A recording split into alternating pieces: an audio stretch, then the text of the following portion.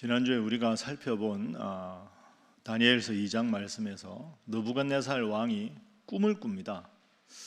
집권 2년 차가 지나고 아주 왕국의 기틀을 잡은 안정기에 꿈을 꾸는데 그 꿈 때문에 아무것도 할 수가 없습니다. 모든 지혜자들과 신하들을 다 불러서 바벨론 왕 느부갓네살에 명령을 합니다. 내가 꾼 꿈이 무엇이고 그 꿈에 대한 해석을 나에게 알게 하라. 이 두 가지를 요구합니다. 신하들이 말합니다. 왕이시여, 꾼 꿈을 말씀을 해 주셔야 저희가 해석을 하겠습니다. 왕은 꿈의 내용과 해석까지 두 가지를 요구했고, 신하들은 꿈을 왕이 말씀해 주시면 해석만 저희가 하겠습니다. 서로가 서로를 상당히 견제하면서 그 갈등이 계속 증폭이 됩니다. 화가 머리끝까지 난 느부갓네살 왕이 드디어 말합니다. 내가 두 가지를 명령했는데 한 가지만 하겠다고? 좋다. 12절에 느부갓네살 왕의 끔찍한 명령을 보십시오. 왕이 이로 말미암아 진노하고 통분하여 바벨론의 모든 지혜자들을 다 죽이라 하고 명령합니다. 자, 왕은 모든 신하들과 지혜자들을 죽이라고 했습니다. 그 지혜자들과 신하들에게는 다 죽음만이 이제 남게 되었습니다. 다니엘도 예외가 아니었습니다. 이 소식을 들은 다니엘이 18살의 이방인 포로로 이제 갓 신하가 된 젊은 나이에 왕 앞에 나가서 당당하게 말합니다. 자, 16절 말씀은 우리가 함께 읽어보겠습니다. 시작. 다니엘이 들어가서 왕께 구하기를 시간을 주시면 왕에게 그 해석을 알려드리리이다 하니라. 아멘. 왕이시여, 제게 시간을 주십시오. 시간을 주시면 제가 왕이 꾼 꿈이 무엇인지 또 그에 대한 바른 해석을 제가 알려드리겠습니다. 중요한 것은 지난주에 우리가 살펴본 대로 하나님은 아직까지 다니엘에게 느부갓네살 왕의 꿈을 알려주지 않으셨습니다. 하나님이 다니엘에게 말씀하지 않았지만 다니엘이 먼저 왕에게 가서 제가 그 꾼 꿈과 그 해석을 해 보이겠습니다. 제게 시간을 주십시오. 다니엘은 15살의 포로로 잡혀와서 지금까지 함께 하신 하나님의 능력에 대한 영적인 자신감이 있었습니다. 그 자신감으로 하나님이 분명히 나와 함께 하신다 하고 먼저 선포를 한 것이지요. 자, 지난주에 우리가 배웠던 가장 중요한 교훈입니다. 한번 따라 해보시죠. 먼저 믿음으로 선포하면 하나님은 기적으로 응답하신다. 여러분 믿습니까? 먼저 믿음으로 선포했습니다. 그러니 하나님께서 다니엘에게 역사해 주셨습니다. 여러분, 이게 참 신앙생활에 신나는 일 아닙니까? 내가 먼저 믿음으로 선포를 딱 하니까 그 선포를 보신 하나님께서 기적으로 응답을 해 주셨다. 어떻게 하면 우리가 이런 신나는 믿음 생활을 할 수 있을까요? 다니엘이 그렇게 믿음으로 선포했을 때 하나님은 과연 어떻게 다니엘의 기도를 들어주셨을까? 우리의 믿음의 선포가 하나님의 기적의 응답으로 나아가는 이 비결을 오늘 본문 말씀 통해서 살펴보도록 하겠습니다. 자, 제가 오늘 속지 나눠드렸는데요. 속지 보시면서 한번 보죠. 믿음의 선포가 응답으로 바뀌는 비결이 무엇일까? 첫 번째는 기도였습니다. 자, 다니엘이 이제 드디어 행동을 시작합니다. 어떤 행동부터 하느냐? 17절, 18절. 자, 우리 함께 화면 보며 읽어보겠습니다. 시작. 다니엘이 자기 집으로 돌아가서 그 친구 하나냐와 미사엘과 아사랴에게 그 일을 알리고 하늘에 계신 하나님이 이 은밀한 일에 대하여 불쌍히 여기사 다니엘과 친구들이 바벨론의 다른 지혜자들과 함께 죽임을 당하지 않게 하시기를 그들로 하여금 구하게 하니라. 아멘. 왕이시여, 제게 시간을 주시면 제가 다 해내겠습니다. 좋다. 허락을 받고는 바로 돌아옵니다. 제일 먼저 다니엘이 한 일이 자신과 함께 바벨론의 포로로 끌려왔던 믿음의 세 친구 하나냐와 미사엘과 아사랴를 부릅니다. 내가 이렇게 왕에게 이야기했다. 하나님의 응답이 필요하다. 우리 함께 기도하자. 그 다니엘과 세 친구가 함께 이 문제를 놓고 간절하게 기도합니다. 여러분, 우리도 인생을 살아가다 보면 이럴 때가 있죠. 분명히 하나님 앞에서 응답받아야 될 상황인데, 심각한 인생의 위기 상황인데 이 위기를 어떻게 극복할까? 여러분은 인생의 숱한 크고 작은 위기가 찾아올 때 어떻게 극복을 하십니까? 오늘 다니엘 보십시오. 제일 먼저 기도의 동역자들과 함께 기도했습니다. 참 당연한 것 같은데 우리는 막상 문제에 부딪히면 이렇게 기도하기보다는 인간적인 방법을 쓸 때가 많이 있습니다. 한숨 쉬면서 이거 어떡하지? 어떻게 해야 되나? 누구한테 도와달라 그러지? 이 일을 누구한테 부탁해야 도움을 얻을 수 있을까? 한숨 쉬고 걱정하고 하나님께 기도하기보다 먼저 사람을 찾고 누군가를 탓하고 원망하는 경우가 참 많이 있습니다. 그런데 다니엘은 18살의 청소년이었는데 이 큰 문제를 놓고 하나님 앞에 기도합니다. 다니엘은 알았거든요. 기도가 문제 해결의 열쇠다. 그걸 알았던 겁니다. 그래서 하나님 앞에 간절하게 기도합니다. 여러분, 우리가 잘 아는 구절 하나 예를 들어 볼까요? 히브리서 11장 1절 말씀, 믿음장 아닙니까? 자, 함께 한번 읽어봅니다. 시작. 믿음은 바라는 것들의 실상이죠, 보이지 않는 것들의 증거니. 아멘. 믿음은 바라는 것들의 실상이다. 바라는 건 우리의 소원이죠. 아직 이루어지지 않은 겁니다. 그 바라는 것들이 실제 현실로 되는 것은 믿음이다. 그 지금 다니엘은 믿음으로 기도한 겁니다. 하나님이 아직 그 꿈을 알려주지 않았지만 하나님이 내 인생에 지금까지 함께 하셨으니 이 문제도 반드시 주님께서 해결해 주시리라 하는 믿음을 가지고 새 친구와 함께 기도한 것이지요. 그렇게 기도했을 때 하나님께서 문제를 해결해 주셨습니다. 여러분도 꼭 기억하십시오. 한 번 더 따라하겠습니다. 믿음의 기도는 가능성을 현실로 만드는 열쇠이다. 여러분 믿습니까? 꼭 기억하십시오. 큰 문제 앞에 다니엘처럼 기도하십시오. 믿음으로 선포하고 하나님 앞에 기도하면 하나님께서 여러분의 기도에 분명히 응답해 주실 줄로 믿습니다. 아멘 하셨으니까 옆에 분들과 인사하겠습니다. 늘 주님 앞에 기도하시기 바랍니다. 자, 한 번 더 하겠습니다. 말씀만 하지 마시기 바랍니다. 그 여러분 열심히 기도하십시오. 다니엘이 얼마나 멋진 인생을 살았습니까? 자, 그런데 우리가 기도가 문제 해결의 열쇠라고 할 때 다니엘의 기도에는 두 가지 특성이 있습니다. 첫 번째는 합심해서 기도했다는 거죠. 다니엘 혼자 기도한 게 아니라 다니엘의 세 친구를 함께 불러서 기도했습니다. 참 멋있는 친구들이죠. 위기가 있을 때마다 혼자 기도하면 괜히 불안해지기도 하고 위축되기 쉬운데 항상 15살에 끌려왔을 때부터 왕의 사내 진미를 거절할 때도 3년간 공부하고 하나님께 지식과 지혜를 구할 때도 늘 3명의 친구가 함께 기도했습니다. 여러분도 큰 기도 제목이 있으시면 다니엘처럼 믿음의 동역자에게 기도 부탁해서 함께 기도하십시오. 그게 참 큰 힘입니다. 마태복음 18장 19절에 주님께서 이렇게 친히 말씀해 주셨습니다. 진실로 다시 너희에게 이르노니 너희 중에 두 사람이 함께 땅에서 합심하여 무엇이든지 구하면 하늘에 계신 내 아버지께서 그들을 위하여 이루게 하시리라. 합심하여 기도하면 하나님께서 이루어 주신다. 여러분 한번 속으로 생각해 보십시오. 여러분의 인생에 큰 위기가 오고 문제가 있을 때 여러분 위해서 기도해 줄 동역자가 있으십니까? 나는 저분에게 기도 부탁하면 되겠다. 그런 분이 있으셔야 하는데 속으로 혹시 나는 그런 사람이 없네, 이게 나한테 큰 문제네, 이렇게 생각하십니까?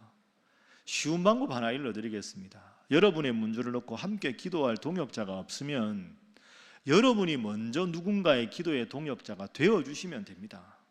내가 먼저 힘든 기도 제목 없으신지 우리 성도들에게 여쭤보고, 그래서 내가 먼저 마음을 열고 기도의 동역자가 되면 기도의 능력을 체험한 그분도 여러분에게 기도의 동역자가 되어주겠다고 말씀할 수 있는 거죠. 여러분 꼭 기억하십시오. 나에게는 나를 위해 기도해 줄 분이 없습니다 하고 하나님 앞에 불평하기 전에 내가 먼저 누군가의 기도의 동역자가 되는 것이 중요하다. 그래서 합심해서 기도하면 하나님께서 친히 응답해 주신다.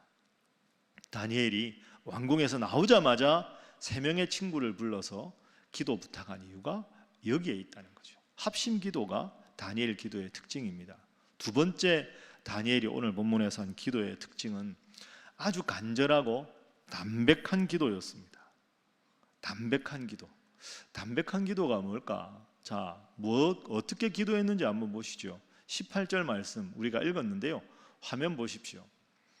다니엘과 세 친구가 기도한 겁니다. 하늘에 계신 하나님이 이 은밀한 일에 대하여 느부갓네살 왕의 꿈에 대하여 불쌍히 여겨주십시오.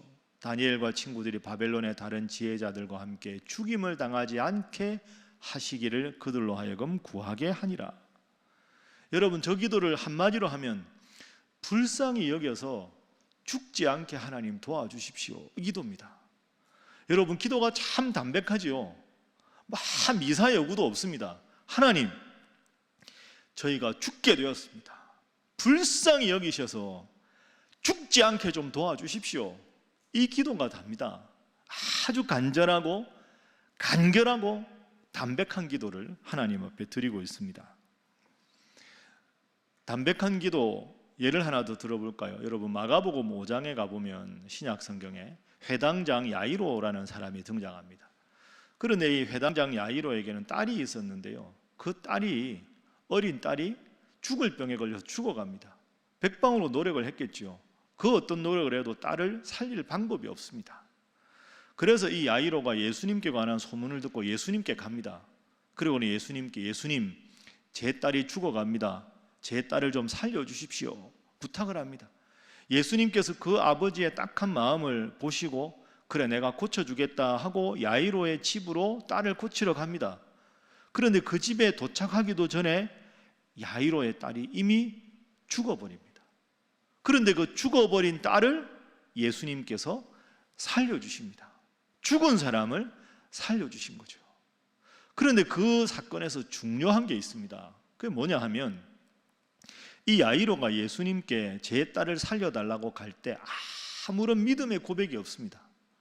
야이로가 예수님께 드린 말씀은 하나밖에 없습니다. 마가복음 5장 23절인데요. 자, 화면 보십시오.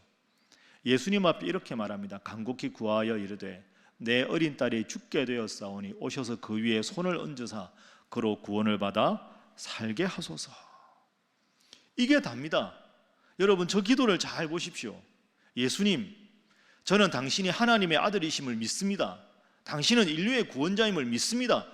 만왕의 왕이 되심을 믿습니다. 아무런 고백이 없습니다.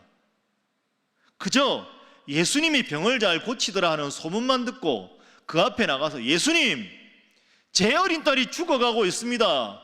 제 딸 좀 살려주십시오. 이거 딱 한 가지 이야기합니다. 아무런 믿음의 고백이 없습니다.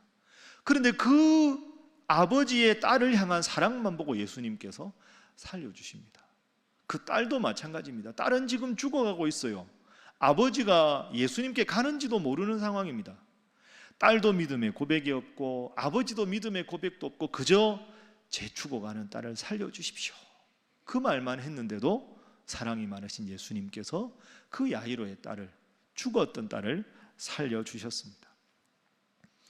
여러분, 힘드시죠? 코로나가 이렇게 계속되고 참 말할 수 없는 큰 마음의 짐과 부담과 어려움이 다 있으시지 않습니까? 그러니까 또 주일 맞이해서 이런 시간에 하나님 앞에 예배하러 오셨죠. 여러분, 하나님 앞에 어떻게 기도하십니까? 담백하게 하십시오. 여러분의 믿음의 화려한 미사이고 다 빼셔도 됩니다. 주님, 제가 죽을 지경입니다. 주님, 제가 너무 힘이 듭니다. 주님, 제가 밤에 잠을 못 자겠습니다. 왜 이렇게 마음이 우울한지 모르겠습니다. 죽고 싶은 마음만 듭니다. 왜 이렇게 부정적인 생각만 가득한지 모르겠습니다. 저 좀 도와주십시오. 잘 자게 해주시고 건강하게 해주십시오. 주님, 제 아들 좀 도와주십시오. 제 딸 좀 고쳐주십시오. 그 기도만 하셔도 됩니다. 주님, 우리를 다 아셔서 이 세상에 우리를 구원하기 위해서 오셨는데 우리가 화려하게 믿음의 고백하지 않아도 우리가 주님 앞에 눈을 감는 그 순간에 우리 마음을 다 아시는 주님이십니다. 여러분, 힘들고 어려울 때마다 다니엘처럼 기도의 동역자들에게 여러분의 기도를 부탁하고, 또 정말 대단한 믿음의 고백 없어도 되니 그저 무릎 꿇고 눈 감고 주님 앞에 진실하게 고백하시면 우리 좋으신 주님께서 여러분의 기도에 응답하시고 큰 기적으로 함께 해주실 줄로 믿습니다. 자, 그것이 우리 주님의 사랑입니다. 자, 그러면 이제 두 번째로 하나님께서 어떻게 응답하셨는가, 그 내용을 한번 살펴보겠습니다. 다니엘이 친구들과 함께 간절하게 기도했을 때 하나님이 응답하셨습니다. 자, 19절 말씀입니다. 우리 함께 한번 읽어보죠. 19절. 자, 시작. 이에 이 은밀한 것이 밤에 환상으로 다니엘에게 나타나 보임에 다니엘이 하늘에 계신 하나님을 찬송하니라. 아멘. 자, 이걸 원문으로 보면 다니엘이 왕에게 나가서 시간 주시면 제가 꿈을 해석하겠습니다 하고 말씀드리고 나오자마자 친구들에게 가서 기도 부탁을 하고, 친구들에게 기도 부탁하고 기도하자마자 그날 밤에 바로 하나님께서 환상으로 바벨론 왕 느부갓네살 꿈과 그 해석을 다 알려주셨습니다. 맨 먼저 하나님 앞에 기도하니 하나님께서 응답해 주셨습니다. 여러분, 이게 신나는 일 아닙니까? 큰 문제를 놓고 기도했더니 하나님께서 바로 응답해 주셨다.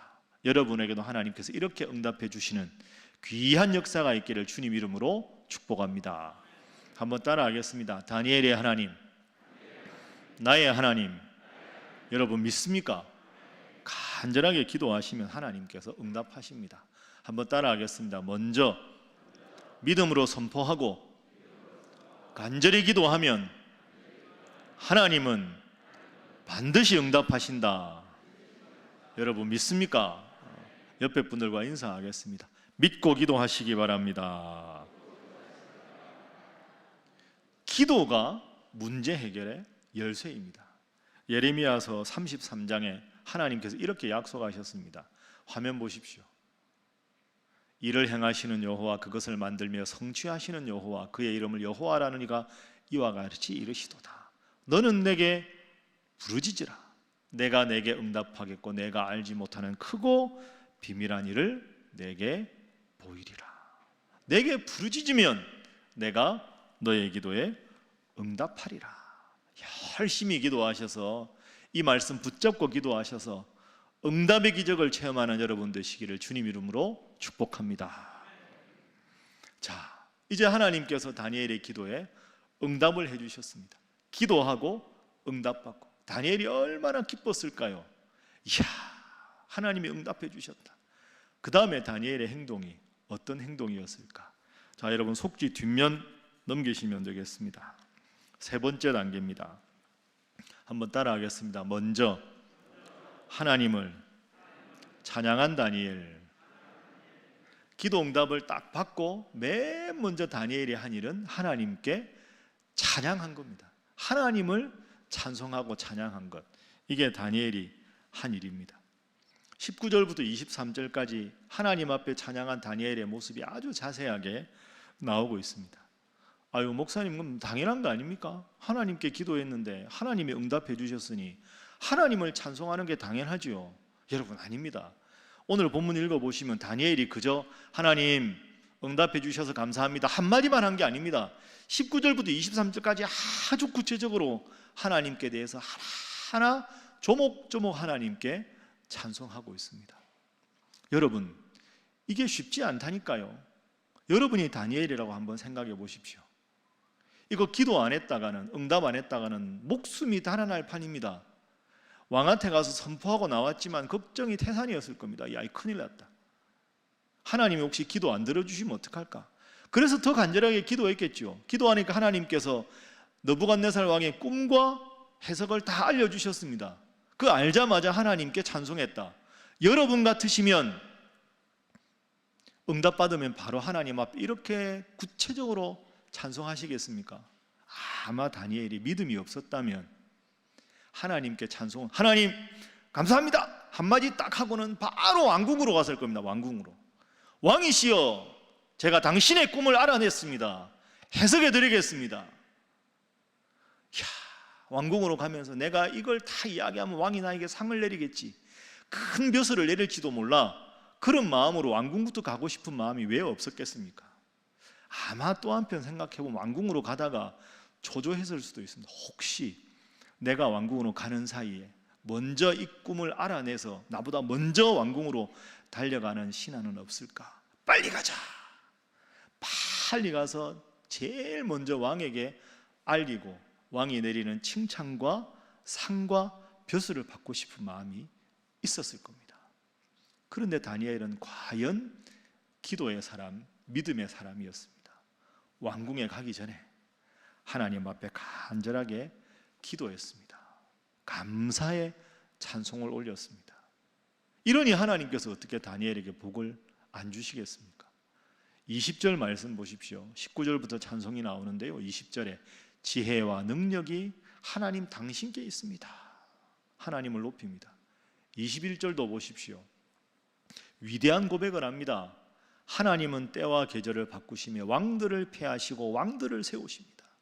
하나님, 제게는 저 바벨론 왕 느부갓네살이 왕이 아닙니다. 그보다 더 높으신 하나님이 저의 왕이십니다. 하나님이 왕들을 폐하기도 하시고 하나님이 왕들을 세우기도 하십니다. 느부갓네살 왕에게 가기 전에 저는 먼저 하나님 당신께 감사의 찬송부터 올리겠습니다. 다니엘 멋있죠? 그 찬송의 마지막 23절 끝부분을 보십시오. 이렇게 고백합니다. 주께서 왕의 그 일을 내게 보이셨나이다. 하나님께서 왕의 일을 제게 보이셨습니다. 그러니 저는 하나님께 먼저 찬송하는 것이 당연합니다. 이런 믿음의 사람인데 어찌 하나님께서 다니엘을 평생 동안 지키지 않으시겠습니까? 여러분, 오늘 이 다니엘의 찬송이 우리에게 주는 중요한 교훈이 있습니다. 혹시 여러분 이런 경우 없으십니까? 과거에는 내가 참 일이 잘 됐는데 지금은 왜 이렇게 일이 안 될까? 그때는 참 순조로웠는데 요즘은 왜 하는 일마다 잘 안 될까? 여러분 인생에 그런 경험 있으실 겁니다. 문제가 뭘까요? 어디서부터 잘못된 것일까요? 오늘 다니엘서 말씀을 견주어 보면 이렇게 해석할 수 있습니다. 하나님께서 내 일에 복을 주시고 함께 하셔서 일이 순조로웠을 때 제일 먼저 하나님 앞에 다니엘처럼 감사하고 찬송해야 하는데 그것을 빠뜨리기 시작했을 때부터가 문제입니다. 아유, 이번 일은 저분 때문에 됐다. 이번 일은 운이 좋았다.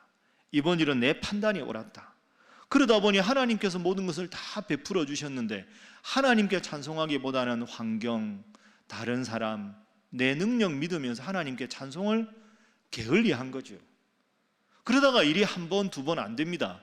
그러면서 무슨 생각을 할까요? 그때는 또 하나님을 원망하는 겁니다. 하나님 제 일을 왜 안 도와주십니까? 하나님 왜 제 기도에 응답하지 않으십니까? 일이 잘 될 때는 하나님께 찬송하기보다는 다른 원인을 찾고, 일이 안 될 때는 겸손하게 스스로를 돌아보기보다는 하나님께 원망하고, 이런 악순환이 계속 반복되니까 하나님을 향한 마음이 멀어지는 거죠. 그 멀어진 마음을 다시 회복하는 것, 그게 다니엘이 오늘 우리에게 보여주는 겁니다. 왕궁에 뛰어가기 전에 나는 먼저 저 왕을 세우기도 하시고 폐하기도 하시는 하나님께 먼저 찬송하겠다. 이 얼마나 아름다운 고백입니까? 여러분 꼭 기억하십시오. 오늘 본문에 세 가지 교훈입니다. 인생의 모든 문제는 기도하면 하나님께서 해결해 주시는 줄로 믿습니다. 두 번째는 우리가 합심해서 간절히 기도하면 하나님께서 큰 기적으로 함께 하시는 분인 줄로 믿습니다. 세 번째는 그렇게 하나님 응답하시면 우리가 제일 먼저 할 일은 다른 인간적인 거 다 두고 기도를 통해 함께 하시고 우리에게 능력으로 함께 하신 하나님께 찬송하는 것이다. 이것이 오늘 본문의 세 번째 교훈입니다. 여러분, 제가 한 사람을 여러분에게 소개하겠습니다. 커넬 샌더스라는 사람. 커넬 샌더스 이름 들어보셨습니까? 커넬 샌더스 처음 들어보시죠? 얼굴 보면 아실 겁니다. 화면 한번 보시죠. 기억하십니까? 누군지 모르시겠습니까? 세계적인 그 치킨 체인점 켄터키 프라이드 치킨 하얀 그 양복 입은 저 사람 이름이 커넬 샌더스입니다. 치킨 좋아하시죠? 켄터키 프라이드 치킨 되게 맛있는데, 그죠? 저 커넬 샌더스라는 사람이 KFC 창업주거든요. 근데 저 사람이 6살의 아버지를 여입니다. 그리고 너무 힘들고 가난하게 자라서 10살 때부터 농장에서 일하는 인부가 됩니다. 그러다가 가장 고생을 하고 나이가 40살이 되었을 때 드디어 자기 사업체 식당을 하나 엽니다. 근데 그 식당이 좀 잘 되다가 안타깝게도 갑자기 불이 나서 첫 번째 사업장을 다 날립니다. 그리고 유일한 희망인 아들을 잃어버리고요. 그리고 아내도 그의 곁을 떠납니다. 그 인생의 비참한 모든 경험을 다 합니다. 희망이라고는 다 사라진 이 커넬 샌더스의 인생입니다. 너무 힘들고 어려워 지쳐서 자포자기하고 있는데 어느 날 길을 걷다가 바로 길 옆에 예배당이 있어서 어릴 적 기도하던 어머니와 함께 예배드리는 기억이 나서 그 예배당에 들어가서 무두커니 기도도 하지 않고 앉아 있습니다. 근데 저 앞에 한 여인이 앉아 있었어요. 기도하던 한 여인이 기도하다가 그 여인이 부르는 찬송 소리를 오랜만에 듣습니다.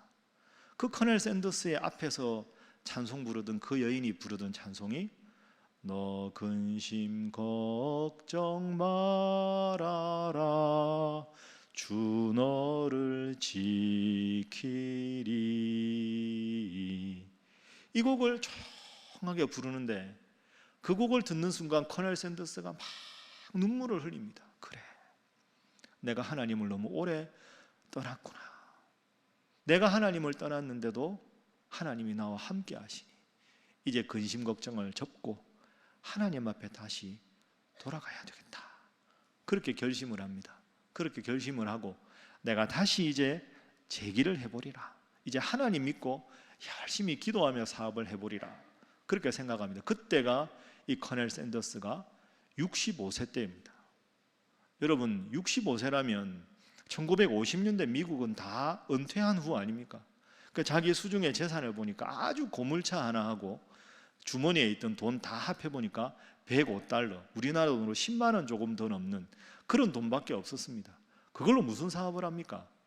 내가 제일 잘할 수 있는 일이 무엇일까 생각해 보니까 어릴 적에 어머니가 늘 닭 요리를 해주셨는데 그 어머니의 치킨 요리의 비법, 그걸 이제 커넬 샌더스가 기억을 한 겁니다. 그래서 치킨 요리의 비법을 자기가 알고 있으니까 가까운 식당을 찾아갑니다. 제가 닭 요리를 아주 맛있게 할 수 있는 비법이 있으니 이 비법을 써보십시오. 그래서 잘 팔리면 치킨 한 마리당 아주 적은 이윤만 저에게 좀 주십시오. 이렇게 부탁을 하는데요, 그렇게 부탁을 계속 했는데 다 거절합니다.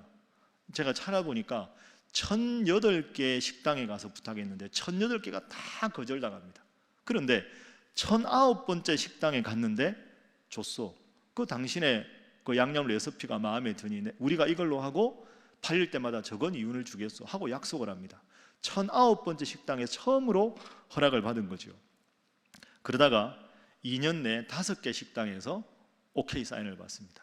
그리고 1963년 11년 만에 미국의 식당 600곳에서 커넬 샌더스의 치킨 조리 비법, 양념, 그거 비법을 쓰기로 합니다. 그래서 그때부터 계속 확장이 돼가지고 전 세계 가장 유명한 그 켄터키 프라이드 치킨 체인점의 창업주자, 사장이 되었습니다. 엄청난 돈을 봅니다. 그런데 커넬 샌더스가 마지막까지 KFC 사장 일을 하지 않습니다. 나이가 이제 어느 정도 되고 80 이상 되었을 때 그걸 다 다른 사람에게 물려주고 자신은 그 이익금 중에 일부를 가지고 전 세계를 돌면서 선교를 합니다. 내 인생이 이렇게 힘들었는데 하나님이 내 인생을 이렇게 도와주셨습니다 하고는 온 세상에 다니면서 복음을 전하고 간증을 하고 가난한 사람들을 돕고 선교사님들을 열심히 돕습니다. 그래서 이 커넬 샌더스가 90세가 되었을 때 하나님의 부름을 받는데 이 커넬 샌더스의 장례식은 미국 남침례교 신학교 채플 예배당에서 합니다. 왜? 이분의 마지막 노년이 너무 선교를 위해서 감동적으로 사역하신 분이라 신학교의 목사님들과 많은 지인들이 모여서 성대하게 장례 예식을 거행하게 되었습니다. 여러분, 커넬 샌더스의 인생은 65세부터 사실 시작되었습니다. 우리는 때로 하나님 앞에 기도하기보다는 한숨을 쉬고 환경을 탓하고 남을 탓할 경우가 참 많이 있습니다. 여러분, 우리도 이 곡 알지 않습니까? 너 근심 걱정 말아라, 주 너를 지키리. 그런데 우리는 그 곡을 들으면서도 주님이 지금도 나와 함께 하신다는 걸 잊어버리고 살아갈 때가 참 많이 있습니다. 오늘 설교 후에 이 곡 부를 겁니다. 여러분, 이번 한 주간은 이 곡을 계속 여러분 마음에 걱정이 생기고 근심이 생길 때마다 주님이 나를 지켜주신다, 이 마음으로 살아가고 주님 앞에 간절히 기도하면 주님께서 어떻게 여러분의 인생에 함께하지 않으시겠습니까? 말씀을 정리하겠습니다. 우리 사랑하는 신일의 성도 여러분, 인생에 큰 위기와 문제가 있을 때 먼저 하나님 앞에 간절하게 기도하십시오. 그럼 하나님께서 여러분의 문제를 해결해 주실 줄로 믿습니다. 그 문제를 해결받았을 때 가장 먼저 다니엘처럼 무릎을 꿇고 하나님 감사합니다, 하나님을 찬송합니다. 이것은 전적인 하나님의 은혜입니다. 이 고백 평생 여러분의 고백이 되셔서 늘 하나님을 가까이 하고 하나님 때문에 은혜를 체험하고 하나님 때문에 기적을 체험하고 이 힘든 코로나의 모든 상황 속에서도 나와 함께 하시는 하나님, 그분의 은혜와 그분의 위로하심으로 넉넉히 이기고 형통하시는 우리 사랑하는 신일의 모든 성도들 되시기를 주님 이름으로 축복합니다. 기도하겠습니다. 주께서 나의 슬픔이 변하여 내게 춤이 되게 하시며 나의 베옷을 벗기고 기쁨으로 띠띠우셨나이다. 그의 노염은 잠깐이요 그의 은총은 평생이로다. 저녁에는 울음이 깃들지라도 아침에는 기쁨이 오리로다. 저녁 울음이 깃드는 우리의 삶이라 할지라도 주님 앞에 기도하면 아침에는 기쁨의 눈물로 응답해 주시겠다. 주님 귀한 말씀 주시니 감사합니다. 사랑의 하나님, 믿고 선포한 대로 하나님께 기도하면 하나님께서 응답해 주심을 다시 깨닫게 해주셔서 감사합니다. 사랑의 하나님, 저희는 참 부족하고 연약합니다. 그래서 주님 그저 힘들다고 지쳤다고 주님께 말씀드려도 주님 저희를 있는 모습 그대로 받아주시고 주님의 능력으로 채워주옵소서. 주님, 저희가 참 연약해서 잘 될 때는 내 능력이라 여기서 우쭐하고 잘 안 되면 하나님께 원망하는 나약한 신앙인입니다. 사랑의 하나님, 이제 다니엘처럼 힘들 때마다 기도하게 하시고 응답하시는 주님 앞에 맨 먼저 감사하며 찬양하는 성숙한 성도들 되게 하여 주옵소서. 예수님의 이름으로 기도하옵나이다.